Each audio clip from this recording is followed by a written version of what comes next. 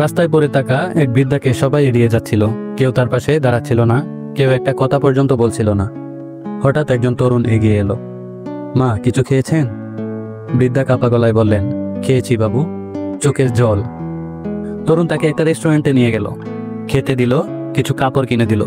তারপর জিজ্ঞাসা করলো, মা, আপনার কেউ নেই? বৃদ্ধা মুচকি হেসে বলল, ছিল। আমি যখন ধনী ছিলাম সবাই পাশে ছিল, এখন গরিব, সবাই বলছে বোঝা হয়ে গেছি। আমার নিজের ছেলেই বলছে, তোমার থাকার জায়গা নাই, তোমার থাকার জায়গা আশ্রম। তরুণ স্তব্ধ হয়ে গেল। দুপুরে বৃদ্ধাকে নিয়ে তরুণ তার বাড়িতে ফেরে।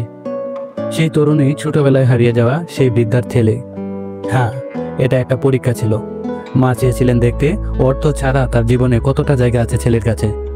মা ফেলে দিতে চায়নি ছেলেকে, চেয়েছিলেন তার হৃদয়ের জায়গা মাপতে। আর ছেলে প্রথমে ফেলে দিয়েছিল, পরে চিনতে পেরে বুক ভরে কেঁদেছিল।